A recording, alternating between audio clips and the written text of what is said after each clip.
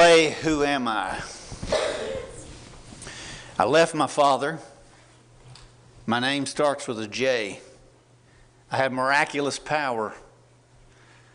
I was sold for money because my own people hated me. They were jealous of me. Yet I was pure and I had integrity. I was away from my father for a long time. And the very people who hurt me, I forgave. And I gave myself for them, even after I had the power to be able to do that. Yet I returned kindness because God used me in His plan to save them. If you thought I was talking about Jesus, there's a lot of similarity there, but I'm talking about Joseph. It was suggested a while back that I do some sermons on people in the Scripture. I want to look at Joseph. Moses gives the account in Genesis 37 through the end of Genesis, really to show Joseph's role in preserving God's promise and people, and how they became a people, even though they could have died in famine.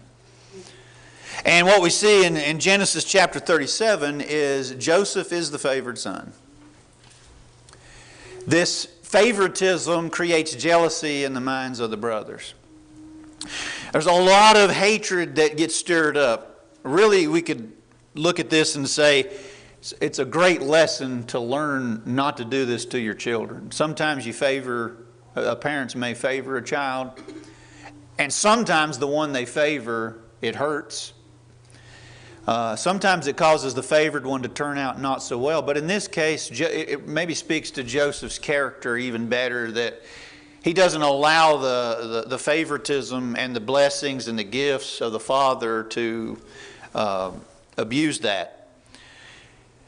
He's 17 years old, it says in Genesis 37 verse 2. His father gives him a coat or a tunic of many colors. That adds to first off, the fact that he's the favorite. Second off, that he has a coat that they didn't have. Add to that he has this ability he has these dreams that God gives him. I don't believe it was wrong for God to give him the dreams. I don't believe Joseph did anything wrong by having the dreams, and God gave him the interpretation. Now, somebody might argue whether he should have told the dream or not, or the dreams. I don't know that I could fault the man for that. But the two dreams basically means the same thing. And the essence is the brothers and the parents are going to bow down to him. Well, that causes their hatred of him to be stirred up even more. Not only that, they had done something wrong and he told on them. He gave an evil report about them. So that adds to more of the hatred and jealousy. The father sends Joseph to go check on his brothers. So when he goes, there's now, the brothers can't stand him so badly, they can't even speak peaceably to him. They're ready to kill him. Well, one of the brothers decides he doesn't really want him to die, so he's got a plan to maybe rescue him. Well, in the process of that, though, it doesn't work out like that. So they put him in a pit where they were going to kill him, but then the plan changes. Happens to be, here comes a band of traders from another area.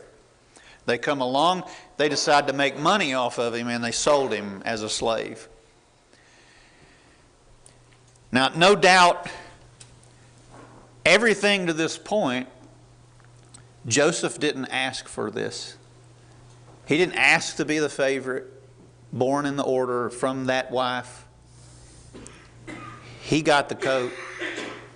He was doing what his father was telling him to do. God gave him the dreams. The brothers didn't know that when they were selling him, though, they were actually helping reach the point of fulfilling the dreams that they hated. They hated this idea that they're going to bow down to him. But God is doing something here. I don't believe God caused the brothers to hate him. I don't believe God caused the brothers to sell him. Or did he? I don't know. I don't know how all that works. The text doesn't tell you. But what Joseph does begin to realize is God's hand is involved. And what the text tells us multiple times is that God is with him, even though he's mistreated.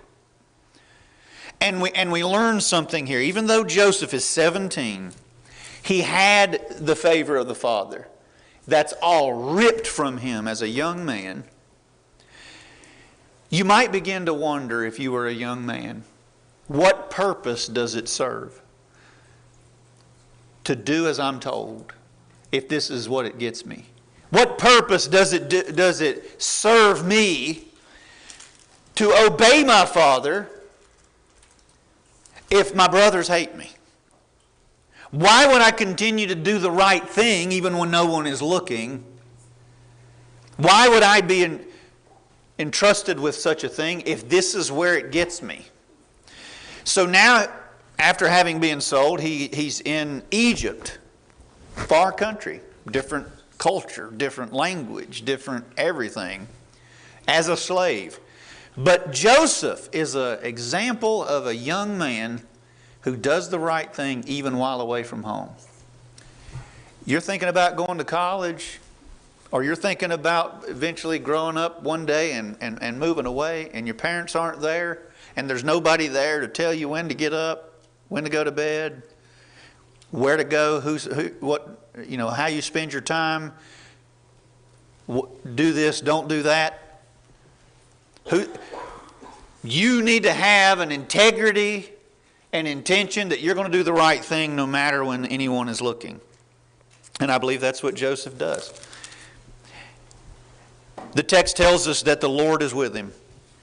And even though you're being mistreated, it's not terrible in the fullest sense if the Lord is with you. Don't underestimate the blessings you can have, even in a difficulty, if the Lord is with you. This account of Joseph surely teaches us that. Joseph, though, as a slave, works honestly for his master. The Lord blesses him. Whatever he does, it prospers because God is with him. It's amazing what you can do with God. It's amazing how you can be blessed and you bless the lives of other people. Even people that you might not at first want to respect and honor. Joseph, in its sense, would not be the kind of person that would feel like readily that he has to honor Potiphar. His brothers sold him. He really belongs to his father back in Canaan. Yet, he works hard. He's honest. God blesses him. Potiphar's smart. He realizes, hey, the man's being blessed. I'm being blessed because of him. I'll give him more authority. I'll give him more responsibility. His household becomes wealthy. He becomes blessed because Joseph seems to everything he touches turns to gold. Do you know that even as a slave, or even as in the difficulty that he's at, you can still be blessed. And you can still do the best that you can do. And I believe Joseph is a case in point. Regardless of your state in life, no matter where you are. Let's suppose you would rather be somewhere else. You think you deserve to be somewhere else. And you don't deserve to be where you are. You know what you can do? You can still serve God. You can still be honest. And you can still work hard. And you can still be trustworthy. And that's what Joseph does. But it says his wife, Potiphar's wife, makes passes at Joseph. And she does this day after day. Now, the text doesn't tell us about her attractiveness per se. We can only wonder if Potiphar was the man that he was, that it's probable that maybe his wife was someone that possibly someone might desire. Yet Joseph does not take this opportunity, even though he's away from his family, even though he's been mistreated. He could have rationalized the temptation that was laid before him. He could have thought, well, I'm away from my family. Who's going to know? He could have thought, well, she's my master's wife. She's telling me what to do. I don't really have a choice. You know, there's a lot of rationalizations that people can come to. She said, lay down with me. You know what he could have done? He could have said, well, we'll just lay there, and we won't do anything else. You know, if you're dating and you're thinking about these kinds of things, here's a lesson. Joseph does not flirt with the temptation. He doesn't say, well, let's just get a little closer, a little closer, a little closer. He resists that temptation. And we learn how to fight temptation by what he does. Do you know what he does? Tells her no. And this happens again and again and again until one day there's nobody in the house. And she's picked her time shrewdly, and she tells him to lay down with her, and he flees, and he leaves the garment in her hand.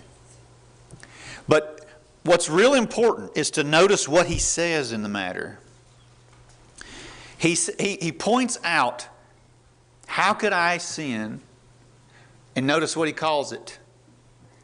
He doesn't sugarcoat it. He doesn't say, well, this is a little thing, I couldn't do that. And he doesn't even flirt with it and say, well, thanks for the offer, but, well, you know, I don't think we should. No, it's I can't do this. Look at what your husband has done. There's no greater one in the house but me. I can't do this against him. That's important if you're thinking about integrity, not coveting someone else's wife, is respecting that's another man's wife. She belongs to somebody else. And it doesn't matter what you think of him per se. What if you thought, well, he should treat her better, he should give her more, I could give her more happiness than he can. Sometimes people make some of the dumbest arguments for cheating. They'll say, well, she deserves better, I deserve better, we deserve to be happy. Those are terrible reasons to excuse a sinful behavior. Joseph calls it sin. How can I sin against God and do this wickedness? He doesn't say, well, I know everybody does it, but I'm not going to do it. No. How can I? Here's a person, though, that has appreciated what God thinks of him. If you want to be able to fight temptation, don't say, well, I kind of hope I sort of would have do the right thing if I was in a tempting situation. I hear people talk like that. I kind of hope I'll not do that. No, he's already got his mind made up. I will not do that. How can I do this wickedness? If you want to fight any temptation, if it's a sexual temptation or any other temptation, how can I? And then appreciate the presence of God.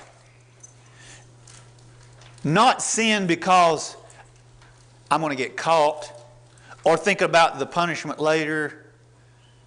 I won't sin and do this before God because I treasure my relationship with God.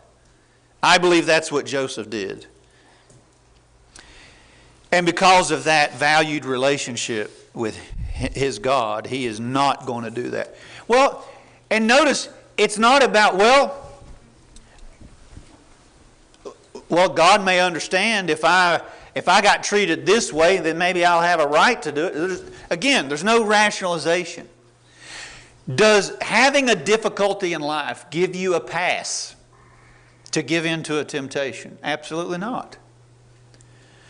Joseph has not faulted God for any of this. He doesn't seem to be bitter against God over this. Would he have been hurt? Of course he would have. Of course he would have been hurt that his brother sold him. Of course he'd be hurt that he's missing out on the things back home that he should have had. Of course he's missing out and feeling hurt and grieving of the time lost. But he's not blaming God for that. And he's not going to reject God or hurt his relationship with God because of the circumstances that's happened to him. Is there a lesson in this for you if you suffer a loss or a difficulty in life, that you don't transgress against God because of something bad that you viewed that happened to you? I believe this is a great example. But he does the right thing.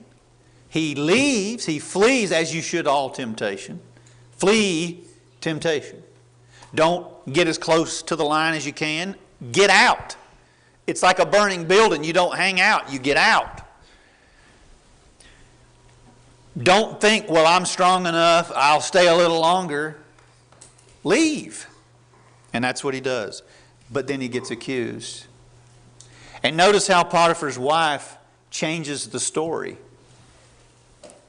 She says to her husband, the one you brought in to mock us. It's like, you know, all that stuff that he's been doing and all the good things he's been doing and working for you, there was an ulterior motive here. So now truth comes out, is kind of what she's claiming. And she starts accusing of what she's doing. Sometimes people think there's a little truth in every story. Sometimes there is. And she tells some parts of it, but notice how she twists it. Sometimes the story is just a lie, period, as what she tells. The way that she changes the story, here's his garment beside me, making it look like he's laid down or disrobed and then tried to force himself on her. And this is the opposite of the way that really happened. Well, what's Potiphar to do? He believes his wife cast Joseph in the jail. You know, Joseph had lost a coat before. And I think he was willing to lose possessions in order to save his relationship with God. I didn't tell a very important part. I left out an important detail. Whenever Joseph was sold, the brothers took that very coat that was given to him. They killed an animal, a goat, dipped it in blood. They deceived their father, much like the father had deceived his father. He took a goat and deceived his father. Well, now the brothers have done something real similar in deceiving him. They didn't say he died. They took the coat, it's dipped in blood, they presented it before him. Here's evidence. Is this your son's coat? Jacob weeps and mourns for his son for days, and they can't comfort him. The damage is done. And Jacob mourns as if it were true. All those feelings were just as real to him. He believes his son is dead, but his son's alive. His son is alive. And he's in another country. And he's going through all of this. So while there's one story happening in Canaan, there's another story happening in Egypt. Joseph's going through all of his difficulties here now. Joseph gets thrown in jail. Joseph in jail. You know what a young person might do if they thought, wow, I did the right thing before my father. That got me sold into slavery. I did the right thing for my master. That got me put in jail. What does doing right get me? Why do right if it keeps getting me this? How come good people suffer? You ever wondered that? You ever wonder why sometimes seemingly innocent people go through difficulty? It's a marvelous story to teach us another perspective.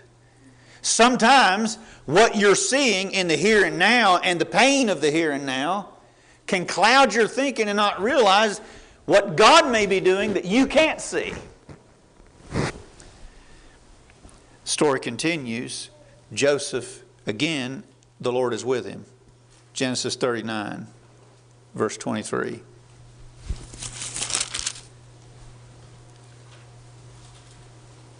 The keeper of the prison looked not to anything that was under his hand, because the Lord was with him. And that which he did, the Lord made it to prosper.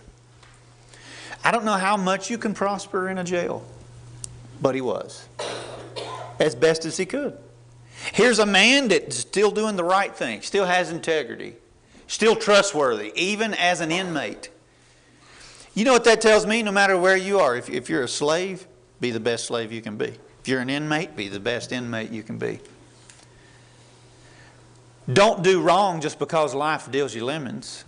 Do the right thing no matter where you're at. God's working out something here far bigger.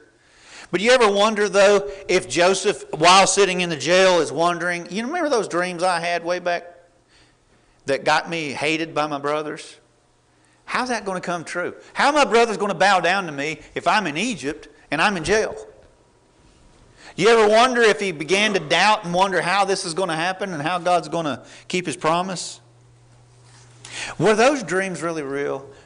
Was the interpretation really real? Well, two guys get thrown in jail with him and they have dreams. It's like as a reminder. Or it's a part of God's will. Isn't it interesting that Joseph has the ability to interpret dreams? He had dreams of his own and interpreted it. And now these two inmates have dreams. Joseph, though, it's interesting, he notices they're sad one day. I think that's interesting because sometimes when people are down and out, they don't think about anybody else. Sometimes when you're down and out, you withdraw in your own bubble and all you can think about is me. But Joseph, what he does is he notices something's wrong. Hey, what's the matter? And he asks them. And they both say, we had a dream. And basically, both dreams mean the same, something similar. One of them is going to be restored to Pharaoh's office, and the other is going to be hanged in 3 days. Well, and the one that's restored, hey, when you get out and you get restored back to Pharaoh's office or working before him, remember me and help me get out of this place because I'm innocent. I didn't do what they said that I did in order to belong in here. I need out.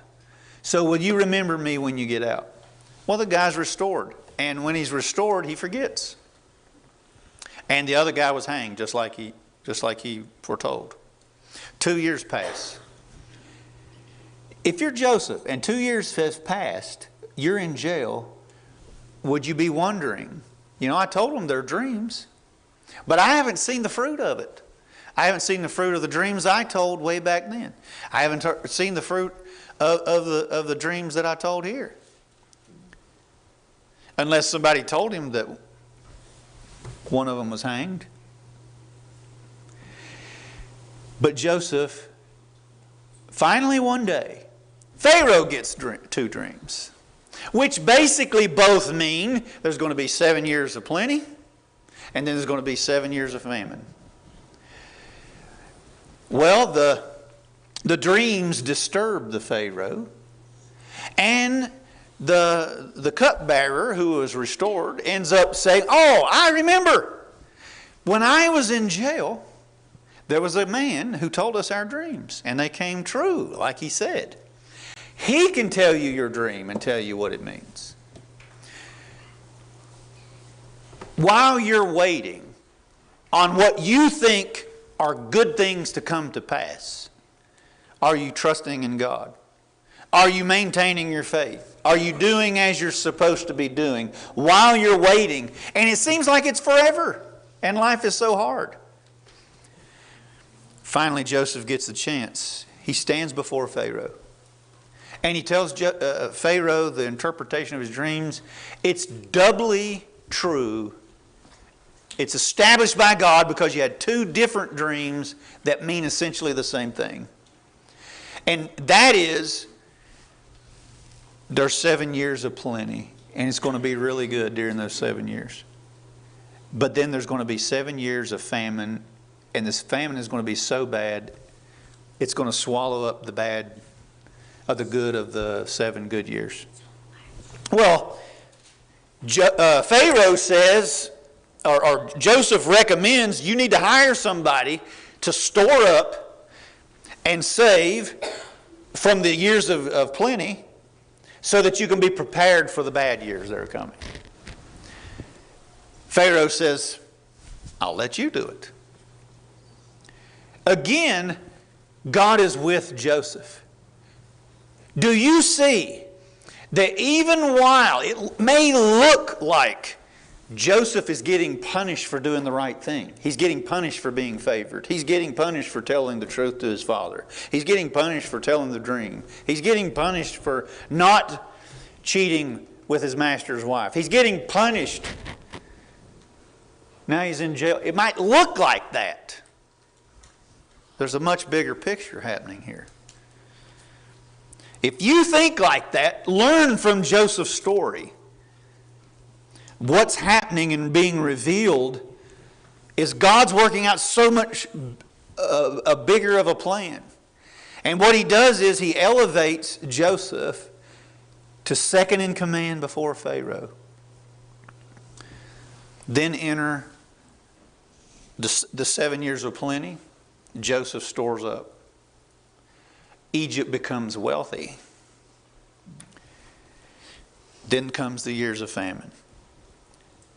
The people of Egypt have to sell things. They have to sell their cattle. They have to sell their land. They have to sell themselves. And Egypt becomes rich. And even to the point where, back in Canaan, where his family's at, you know that rotten family, that deceptive family that sold him? God has a plan to save them. And what it does, he uses Joseph to do it. They have to go to, they hear there's food in Egypt. They go to Egypt. And guess who's there that they're going to get their food from? From Joseph. And Joseph has to test them a little bit. And there's part of this story you need to go and you need to read and see how Joseph, are these the same conniving brethren? Are they the same rotten people to the core as they always were?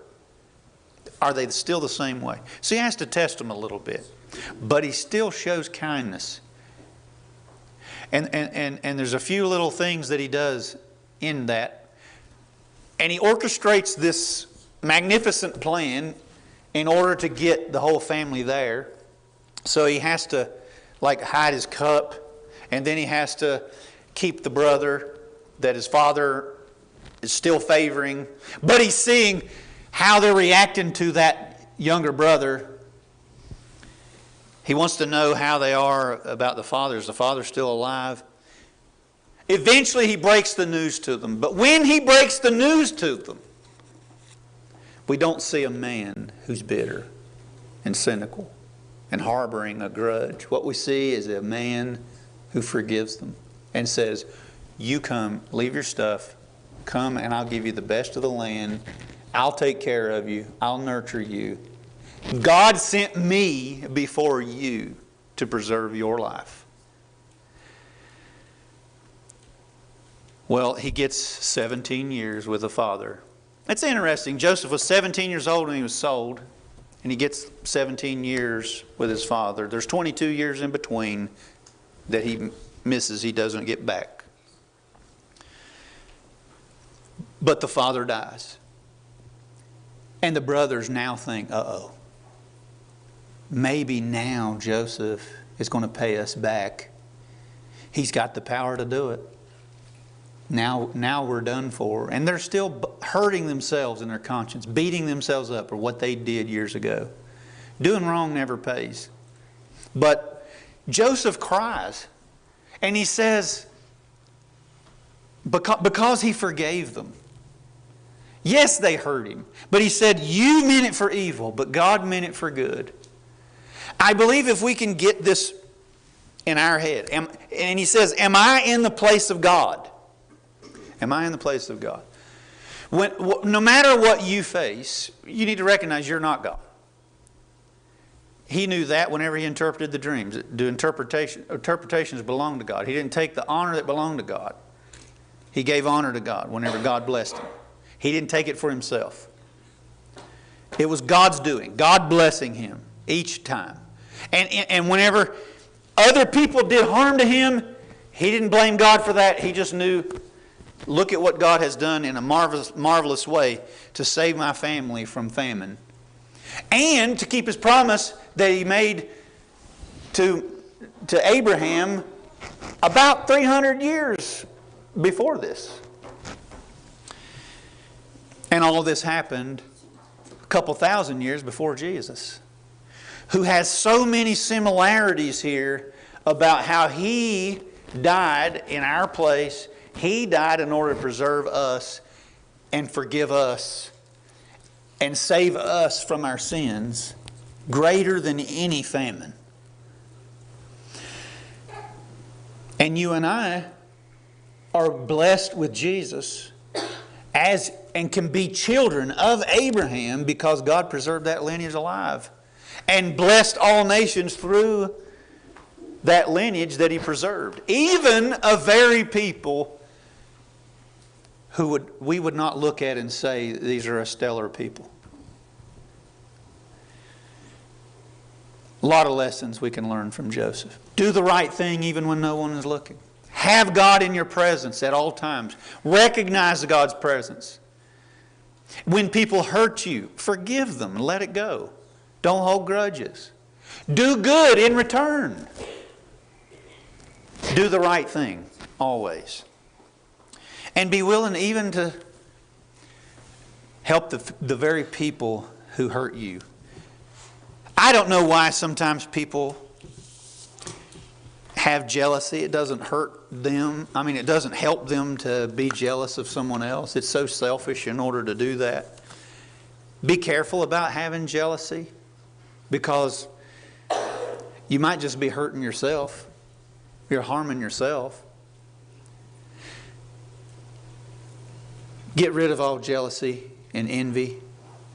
Get rid of any ill will that you have towards anybody else. Just simply serve God. And recognize the gift that you've been given that you don't deserve. Amen. That God has sacrificed His Son for you, not because of your merit or you did something worthy of it, but because He's good. Why not obey that plan? And be forgiven, that you don't have to walk out of here having the guilt that those brothers had, feeling the way they did. Joseph did not want them to keep that guilt anymore. You know, you don't have to keep it anymore. You can have it washed away as far as the east is from the west. If you believe that Jesus is the Christ and you repent of your sins and you make the confession, He is the Christ, and you're baptized in His blood. That coat was dipped in an animal's blood. But you can have yourself dipped in the blood of Christ, and you can be cleansed. And you can be free. And God will save you. Why not see His marvelous plan? Trust in His plan. If you've obeyed the gospel and you are His child and something happens to you, resist temptation. Stay faithful. Be persistent. And when life gives you a hard blow or other people mistreat you, keep doing the right thing. Forgive them. Be like Joseph, be like Jesus, as we all stand and as we sing.